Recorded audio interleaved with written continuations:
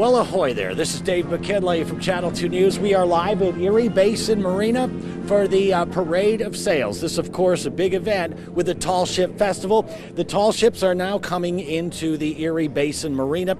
I am here with photojournalist Dave Harrington, who, besides having been around a long time and seen a lot of things here in Buffalo, is also an avid sailor who could talk a little bit about these boats as they come in. The ships mustered out on Lake Erie. They passed through a channel near the harbor and the outer harbor, and a lot of folks, thousands of folks, got to see them there. And now the cannon has just fired, and the Coast Guard is bringing in the first of these ships now. This first one is the Spirit of Buffalo. It's Buffalo's flagship and the home port vessel. Host of the Basel Port of Call Buffalo, operates out of her normal berth in Canalside's commercial slip. That's where you're going to be able to see her this weekend, while she will offer sail-away excursions during the days and evenings of the festival. It is a 73-foot steel topsail schooner owned by Buffalo Sailing Adventures. She carries up to 42 passengers, and her tan-bark sails have graced the Buffalo Waterfront since 2009. That is the first in the lineup, the Spirit of Buffalo. Dave, let's go out, take a look at the Brig Niagara. And this one here, well, you could see it near the lighthouse now and rounding the curve. And this one here is really what I think a lot of people envision a tall ship as being all about. The flagship Niagara is one of the most historically authentic tall ships in the United States, an accurate reproduction of Commodore Oliver Hazard Perry's victorious flagship from the War of 1812 Battle of Lake Erie. The ship represents both Pennsylvania and her home port of Erie in ports throughout the Great Lakes, and that's where you may have seen, because Erie's not that far away. I've seen this ship docked down in that Great Lake city before.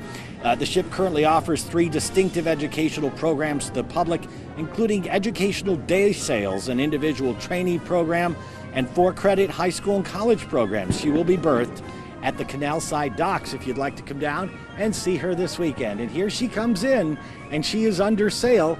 Dave, full sail or just partial? Well, honestly, she is under auxiliary power at this point, as well as I think the sails are up simply for showmanship. If you look, they're not really drawing at all. She's twin-masted. Her square-rigged mainsails, as I'll zoom into, are more downwind sails for kind of running before the wind, and what the ships like this would do back in the 1800s is they'd run the trade winds, and they'd plan the time of the year that they were going to travel to, whether it was Europe or the South Pacific or wherever, and they would use these sails to kind of gather the wind. That's why they're square. The triangular sails that I'll zoom in on in the front are more, well, there's a excuse us, pretty good cannon. The triangular sails up front are sails that are designed more for going up towards into the wind, closer to the wind. What's wonderful about a ship like this is, well, a whole lot of things are wonderful, but you know, her home is only 90 miles from here in Erie, Pennsylvania, and it's wonderful to be able to have something like this around to commemorate a time gone by. Ships like this are getting to be fewer and fewer, and they're more and more expensive to own and operate, and they're just something that's wonderful that we have, and it's important that we all get out and realize the value of ships like this and how significant they were to our freedom, it being Independence Day. She is owned by the Erie Maritime Museum. Now, as we take a look at this, it is described as a brig. I'm a landlubber. You are a sailor of note. A brig? A brig actually, and don't quote me on this, but is a twin-masted ship. And you can see that she's got 2 masts. Often they carry what they call a gaff rig. It's kind of hard to see from this angle, and they've already kind of put it down. But they carry a larger square sail that's kind of what they call a fore and aft sail on the rear, on the ladder mast.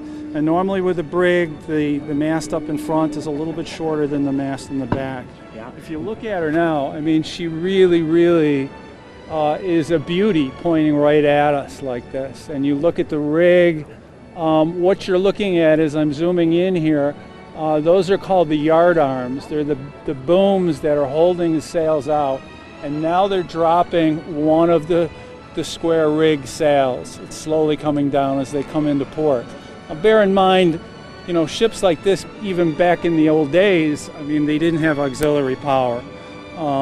But these days, I would believe that every single one of these tall ships that comes in here today is going to be under auxiliary power. And that is maybe to some of the disappointment of the thousands of people who gathered here at Erie Basin Marina, because they're seeing the tail end of the parade of sail, and as they get into the harbor, we see those sails coming down.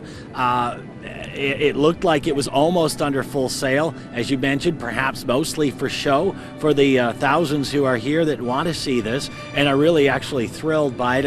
Occasionally you hear cannon fire. There are cannons near the lighthouse at the Port of Buffalo, and actually this one here, this ship here, the Brig Niagara, actually had its own cannons to fire back in salute. And in the time that it's just curled into the harbor here, Dave, we've seen maybe half of those sails come down. And how quick can they get those things down if they need to?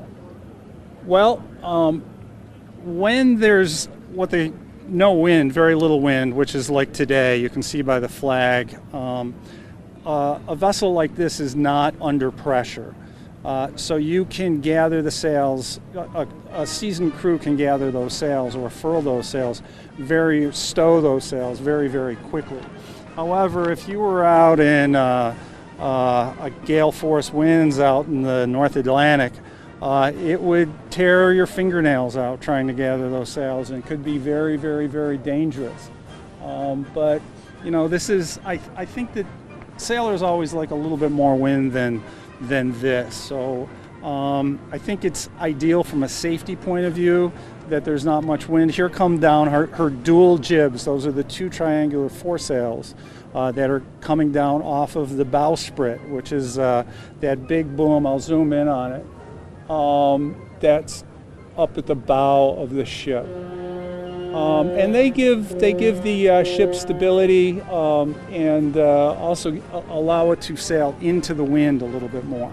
I also see the next vessel coming as well. Well, actually, there might be one right behind it as well. Yeah. Now, this one here we're going to show you is the next vessel in the parade of sail. This one is not under full sail. This is the HMCS Oriole. It's a Canadian ship. It's the oldest commissioned ship in the Royal Canadian Navy, and it also has the longest serving commissioned ship.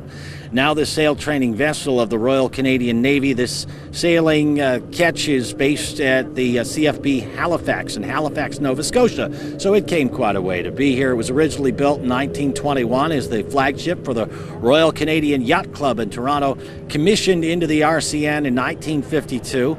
It's 108 feet long. The vessel has a complement of 1 officer and 5 enlisted, along with capacity for 18 trainees. Now, this ship, if you'd like to come down and see it for yourself, is going to be berthed at the Erie Basin Marina. So that ship is why it's kind of headed out north in the opposite direction of where the Niagara was. And so that is the HMCS Oriole, one of the smaller ships here, Dave.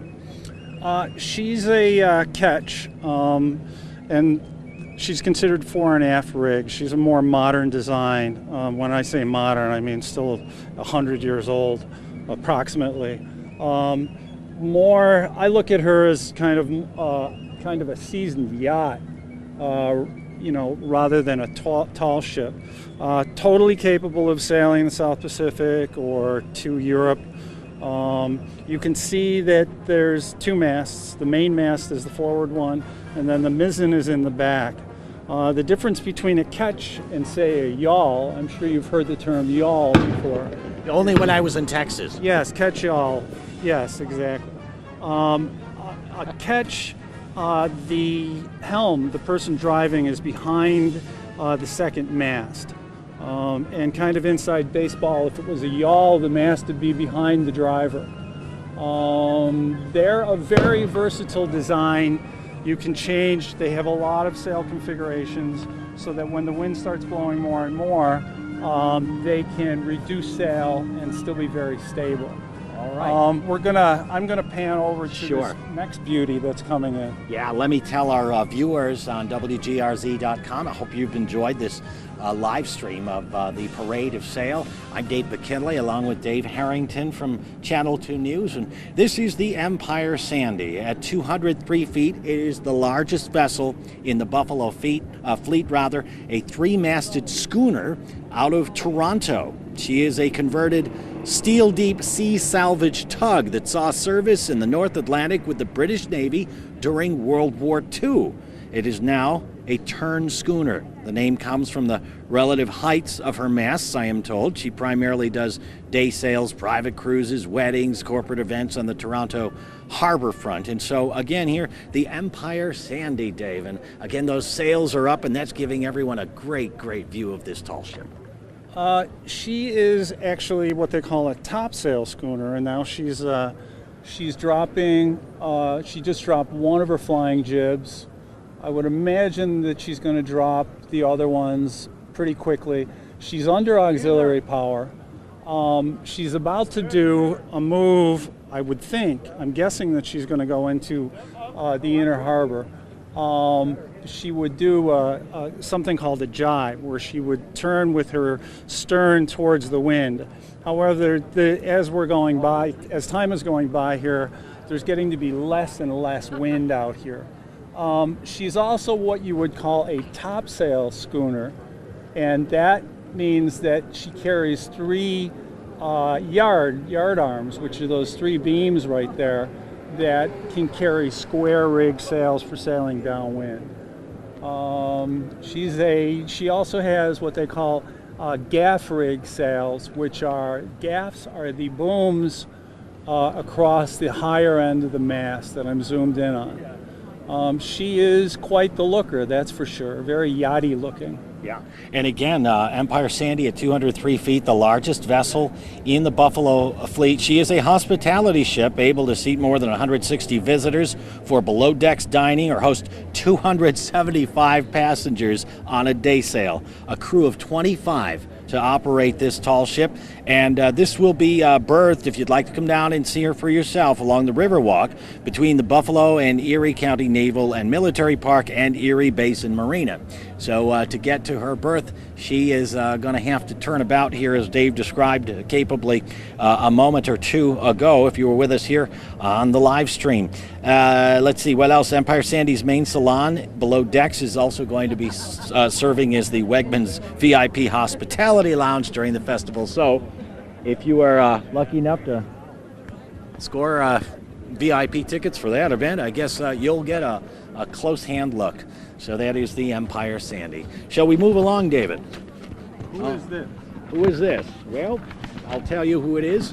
I'll get the binoculars out a bit. Ah, yes. It is the Brigantine St. Lawrence II, the tall ship St. Lawrence. Thank you very much. A 72-foot purpose-built outdoor education vessel. The sailing rig, Brigantine, was purposely designed to facilitate teamwork and the need for cooperative effort, because the ship runs a peer-led program focused on leadership, cooperation, perseverance, and teamwork, as well as offering career development and trades training to youth. So 72 feet long. That is about a third in terms of length, as we saw with the Empire Sandy, that big ship that passed through a bit ago. What are your observations on the Brigantine St. Lawrence II? Well, she's furling her sails right now. You mentioned that she's a training ship, and people have said to me in the past, well, if these ships are soon to be fewer and fewer, why do you need to train on them? And the training is really, I believe, not that. It's teamwork. It's working together, sometimes in stressful situations, and learning to trust each other and learn leadership skills. And those are all skills applicable in any walk of life or any career, I would suppose. In fact, every year that ship is home to a year-round leadership and skills development program for youth. They complete those programs, helps them train in leadership, heritage trades, marine spike seamanship, project management, voyaging under sail, and of course safety. And again, as Dave makes the point, you're on a ship like this, you're learning to work with others in close quarters. Maybe you don't like each other, but you're going to have to work together. And isn't that a life lesson for all of us? It was built, by the way, by the Kingston Shipyards in 1953. It has run consecutively every season since 1954, sailing the Great Lakes, St. Lawrence River, the Maritimes, and New England.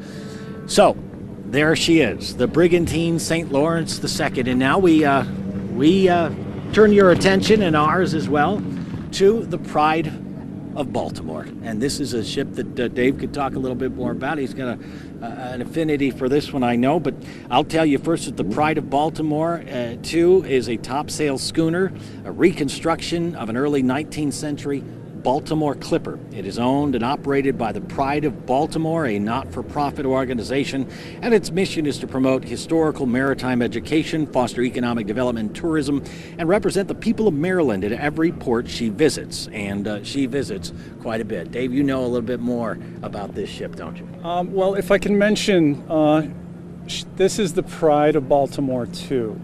The original Pride, I'm very sad to say, and please, I'm going by memory on what I'm saying here, but I believe that in the mid-'80s, she was down in the southern Caribbean with a crew of students. I mean, there was a professional crew on board as well, and they got hit by a microburst, and the ship, within about 15 minutes, went down.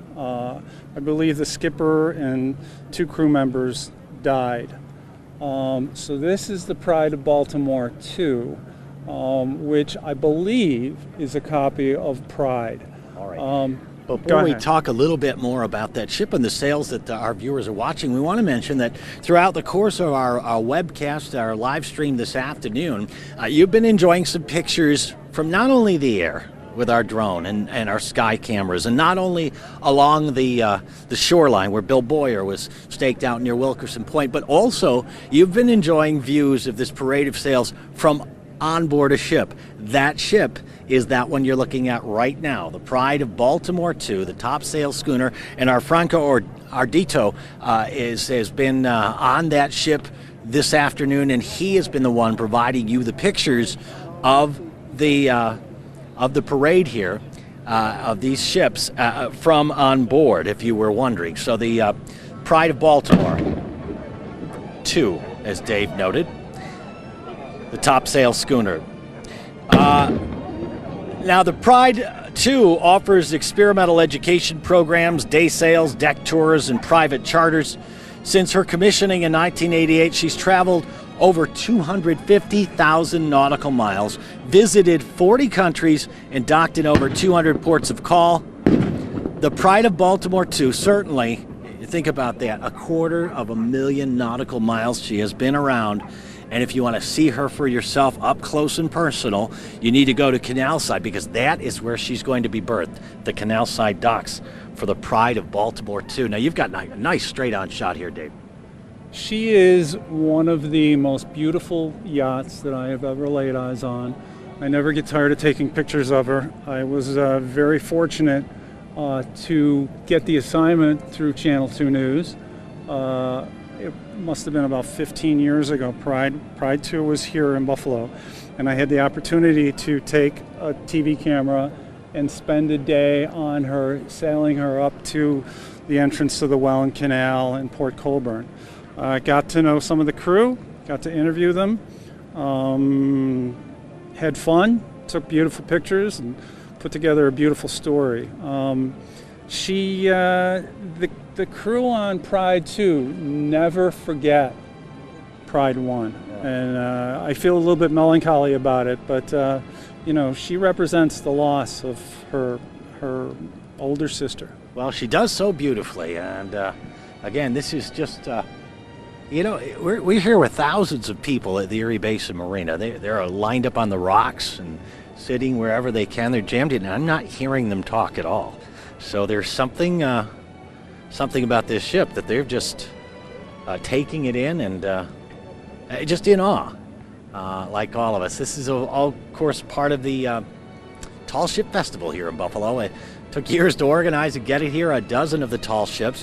One of them, the Santa Maria, which is a replica of one of the Columbus ships, the largest, came from Spain, and that is not in this sailing parade, if you will, today. But she came in earlier. She's docked at the Erie Basin Marina, and a lot of eyes on her too, because she was quite something to see. As is the pride of Baltimore II, the top sail schooner that Dave waxed so eloquently about, and shared some of the history of this boat and her older sister, the predecessor, whom she survives today. And again, just visiting 40 countries, 200 ports of call, and 250,000 nautical miles. Among tall ships, obviously one that's high in demand, and one that a lot of people appreciate seeing. And Dave mentioned the crew that operates it and doesn't forget the Pride, the original Pride. And it comes up with a crew of 12 to operate this tall ship. And, Dave, obviously they're sailors. Obviously they have to know how to sail and all about boats or anything like that. But because, I'm going to ask you this because you've been on board and you've spent time with the crew, as opposed to anyone else who could sail, what type of a person does it take to be a member of a crew like this and travel around and be so much in demand? That's a good question. Love the sea. I would think somebody that has adventure in their blood. They want to see new ports. They're usually outgoing people. They're proud of what they do. They're proud of the ship that they represent, and they're proud to show her off, but also, again, the heritage, not just of the Pride, but of years ago, 150 years ago, there were literally thousands of ships, sailing ships all over the world. This is how the economies of countries ran. This is how Great Britain got to be the powerhouse that it was, because they controlled the sea, and they controlled the sea with their shipping. And all of those ships were large, usually square-rigged ships. Freight people, many of the immigrants. I mean, we're a land of immigrants. Many of our ancestors came to this country on sailing ships. All right, and another cannon fire salute, greeting the Bluenose II. Now, Dave, if I describe this ship and people think long and hard, they may think, yeah, I have seen this one before. Here's why. Bluenose II is a Canadian vessel. It's a national symbol, and it is depicted on stamps and the Canadian dime, the 10-cent coin. That's it right there, the Bluenose II, a replica of a legendary fast Grand Banks fishing schooner. She is the tallest of these ships, with a mainmast of 130 feet high.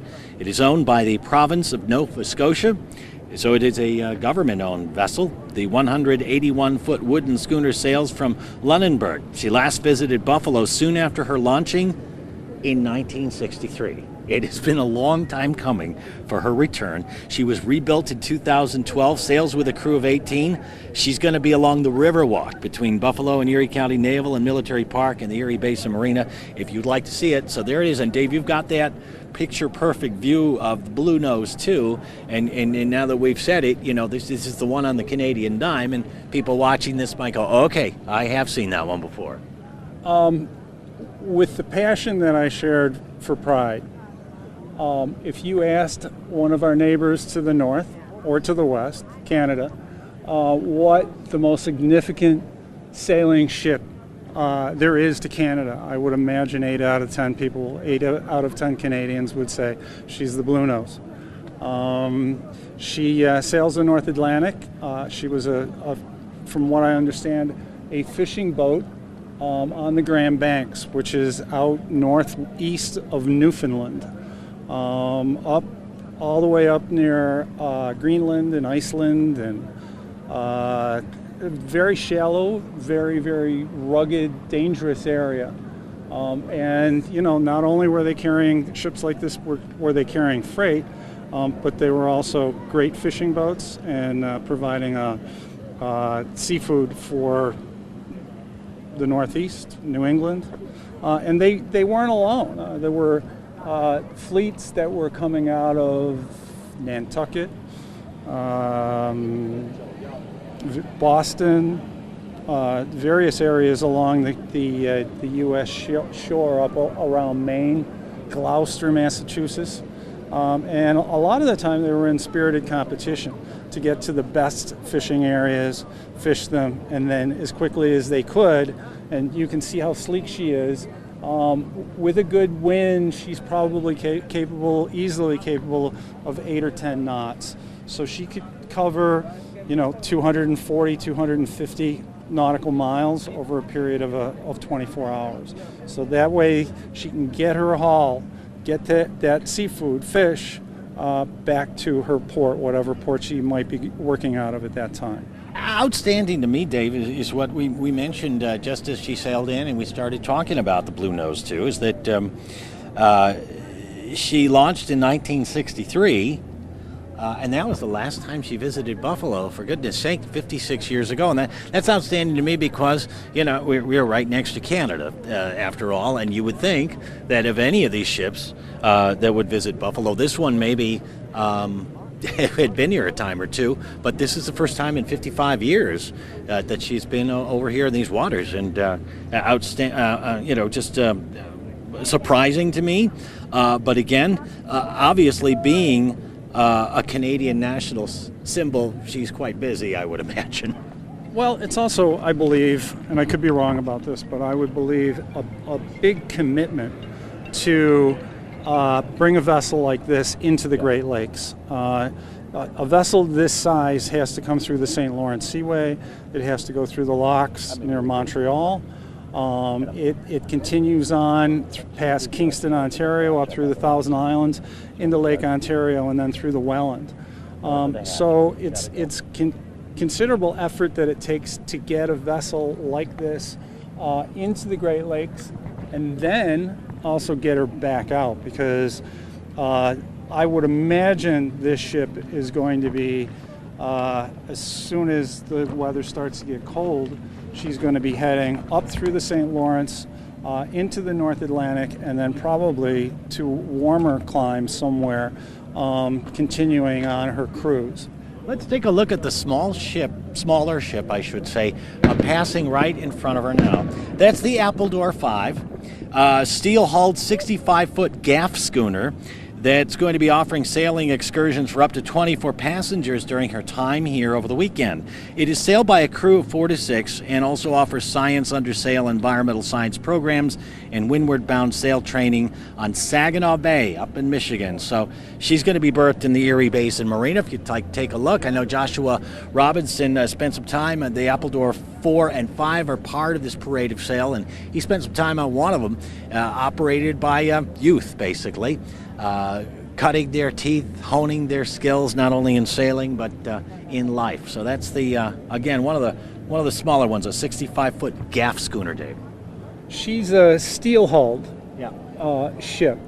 Now, most of the vessels that are here are wooden ships. I'll go back to the Bluenose. I'm going to pan over to her again. She's wooden. The amount of effort to keep a wooden ship afloat is hard to believe. Very expensive, very labor intensive. Ships of the day were wooden ships. Steel hull ships are relatively modern comparatively. All right, well, let's take a look at the broadside of the next ship in the parade of sail. And this is the Dennis Sullivan. It's a United States ship. It's a traditional Great Lakes topsail schooner of the type once very common along the Great Lakes. Now, right now the topsails are not flowing, but she's got most of her other sails there, and it gives you a nice view of this tall ship. She flies a triangular squared top rig sails when you see her on a 95-foot foremast, carries students and the general public on educational day sails and private charters for Discovery World Limited of Milwaukee, Wisconsin. This ship here, 137 feet in length, so it's quite long. The three-masted wooden schooner sails with a crew of 10. And again, it offers programs on sailing, history, ecology, marine science, and professional development for educators. If you'd like to take a look at Dennis Sullivan, which again, we're seeing her sails go real quick as she comes in under auxiliary power. She's going to be berthed at canal side. So if you're wandering around and you said, that's the one I want to see, there she is. And now those sails came down real quick. They did. They come, again, in wind like this, and also she has pointed herself up into the wind. When a vessel points into the wind such as she is, she has stalled her engines, the sails, her engines. And it takes the pressure off of them. And when the pressure's off, the sails are relatively easy to take down. They're almost flag-like. And so that's why she's pointing away from us right now. It enables her to drop those sails with some ease, relative ease, and then she'll turn around under auxiliary power, and she will head on into her berth. Yeah, I'm not trying to make light of what these captains and crews have to do to sail a ship like this, but I'm thinking of the ones from years ago when ships like this plied the waters all over the world, and they didn't have auxiliary power. Now, when we see them brought into near shore, they take the sails down. I would imagine they can control the boat, steer it in much more efficient fashion, perhaps. But those guys, those mariners of the 17th, 16th century, 18th century, those mariners, when they got close to shore, they didn't have an auxiliary power or a screw on the back with a motor. What was it like for them to bring it in and park it at a wharf? Tricky. A lot of the time, I mean, they were in oceans. They were subject to the movement of tides. They knew from tide tables, tide schedules, when there'd be a flow of water coming in and going out of, let's say, a natural harbor or a bay. I think of San Francisco Bay. Well, the reason San Francisco is where it is because of the bay. And ships had come in from, the Golden Gate wasn't there at the time, but would come into the bay, and then they would wait for the tidal flow to either take them in relatively close, and then what they would do is they would launch large rowboats, and they would literally tow the ship in, just like the Empire Sandy that we're looking at right now. All of her sails would be down, and forward of that forward boom, there would be sometimes 2 or 3 crewed rowboats literally pulling her along under oar, and obviously they'd have the tide helping them along, but the tide's somewhat uncontrollable, so the rowboats would help out in the steerage. This is really, really a beautiful photo at this point, with the lighthouse in the background, and there's also another furled ship in the background. Yeah, that's the Picton Castle. We'll talk about her more as she gets closer, but you can see her sails are coming in fast, so you've got a great picture there. Yeah, this is really beautiful. This is, they say, being in the right place at the right time. That's what pictures like this are. Yeah.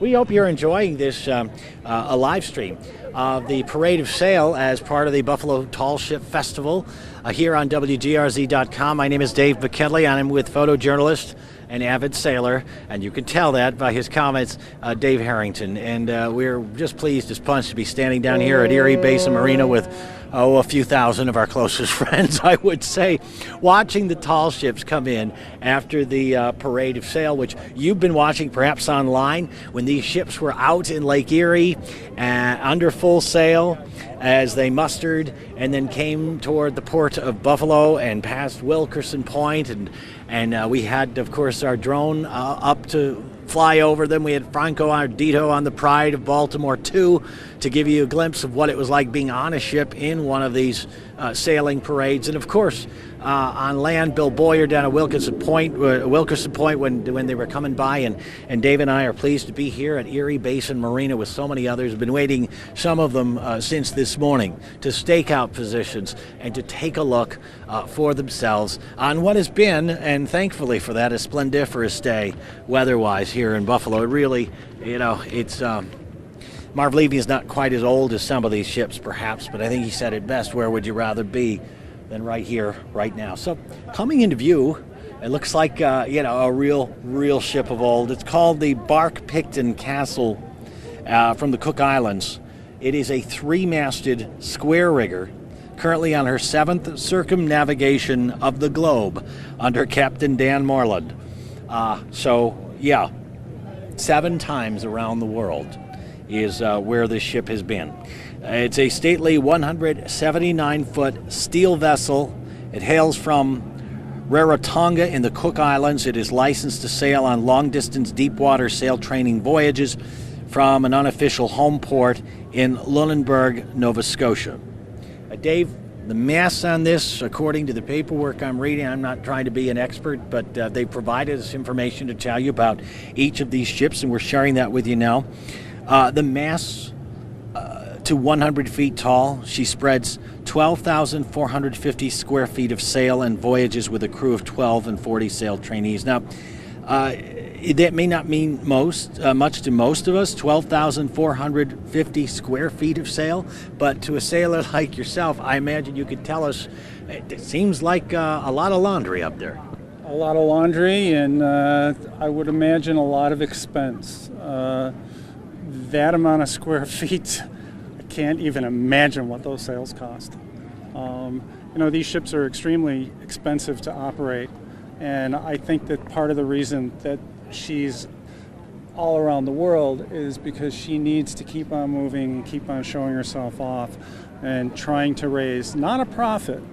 I believe most of these ships are non-profit corporations, but just to keep them afloat.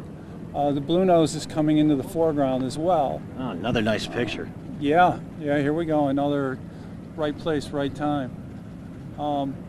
But you can see, I'm going to zoom on by the Bluenose here, and you can see her yard arms. And imagine the lines that are hanging from the bottom of the yard arms. Sailors would go out in awful storms and have to, the captain would say, we've got to reduce sail, and up they would go. They would go all the way from that deck there, climb all the way up, climb out on those little lines, and start pulling those sails in with their fingers. Those masts were gyrating through circles of 20, 30 feet at a time through waves, and waves sometimes of 30, 40, 50, 60 feet high. It wasn't for the faint of heart, that's for sure. The bark Picton Castle, which Dave's showing you now out there making its way into Buffalo Harbor, is actually a converted Welsh fishing trawler and served as a World War II British Navy minesweeper before Captain Moreland rebuilt her as a sailing vessel. She's going to be berthed at the Riverwalk between Buffalo and Erie County Military Park and the Erie Basin Marina. So if you want to see her there, that's a good place to look. Now, the tickets, if you want to get on these boats, remember, we've done some stories the last couple of days. They're all going to be parked down here, either at Canal Side along the Riverwalk, which is up near the Naval Park there, or in Erie Basin Marina. Veterans, 18, and I believe kids under, children, I think under 12 or 11, they're $10, and listen, there are no free tickets if you have a baby that you're carrying in your arms. You will be expected to buy a ticket for that as well. So bear that in mind. And also, we talked a lot about the security measures that are in effect here if you want to get to these ships. I hope you're enjoying this live webcast on WGRZ.com, a live broadcast of these tall ships coming in. Just a little bit more about the security measures. You've heard a lot about those. And those security measures are in place for those who want to actually tour the ships, to climb on board them. It's going to be a lot like going to an airport. You know, security screening, they're going to look at your bags, they're going to look at your purses. You're not going to have to take your shoes off or your belts, but they're not going to let you bring liquids. Again, these are just in the areas inside the fenced-off areas where people will buy tickets to actually board these ships. You could see them just fine. If you weren't going to board them, you wanted to come down here and you wanted to stroll along and take a look at these ships, you could do that, and none of those security restrictions would come into play for you. So if you just want to see them all, again, they're all within walking distance of each other. So again, you're taking a look at what is this, the Bluenose we had here? Or? This is the Bluenose. What a beautiful vessel, and the light to have her with the Buffalo Harbor lighthouse in the background. You notice the crowd too. You mentioned it before. Quiet. Yeah. Just taking it in, the history of the day. It is a beautiful event, and if you're seeing this, it's not too late to come down. It doesn't seem as though it's that overcrowded down here.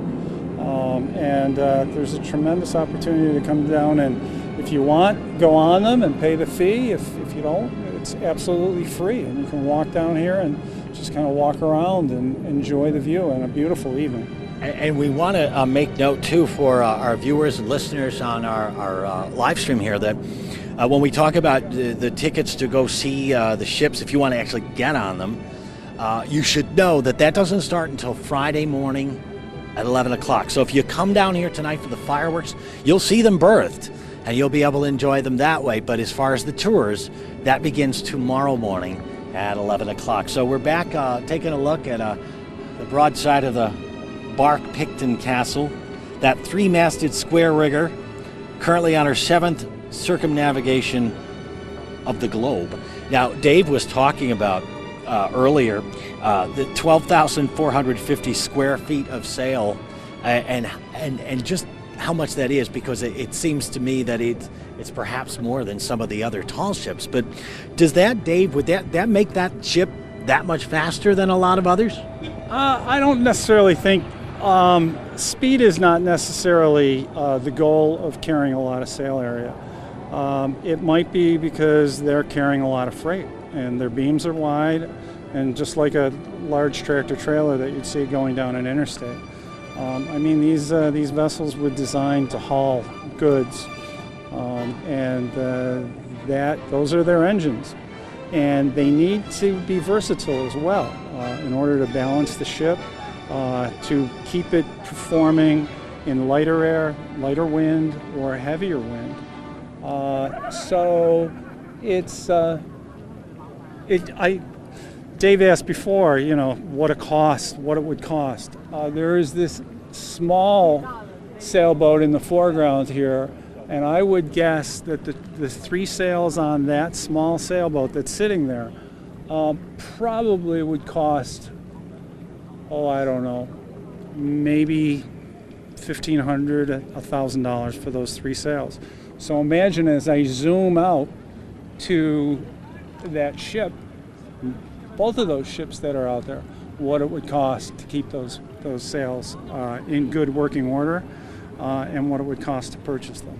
I would imagine that a lot of folks came down here for the show, right? To see these ships, to see them come into Buffalo, source of pride for Western New York, of course, but also very interesting to see on a great, great summer day here at Erie Basin Marina. But, maybe they weren't planning on going on them, but I could imagine that it's a sizable number of this crowd who was not planning on coming back here and boarding them starting tomorrow, spending the $20 to go on each and every one of them.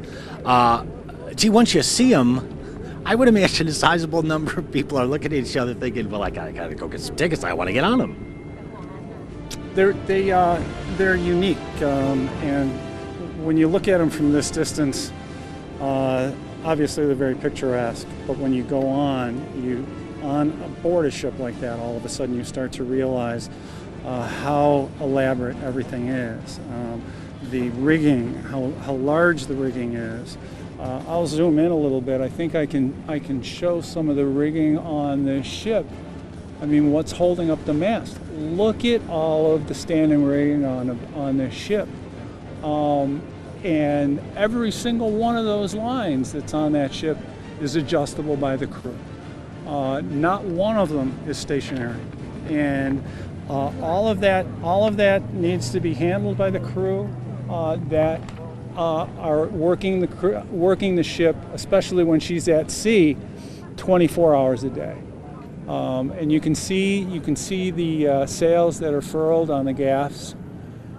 And I would say that there might be a skipper somewhere that's saying that those upper square top main sails there, square top mains, are a little bit unsightly, and they may need to send the crew up there and say, all right, tidy those guys up.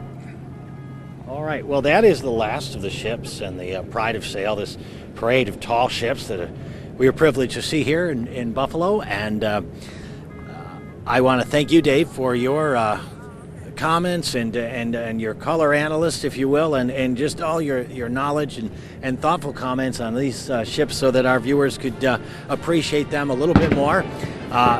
I've got some work to do. We're going to see you at 6 o'clock from on board the Pride of Baltimore. We will be with the director of the Tall Ship Festival, and we'll get his analysis about how things went today. Obviously, nobody got hung up on the rocks, so far so good for this weekend-long festival, which continues. So for Dave Harrington, I'm Dave McKinley at Erie Basin Marina. Thanks for watching.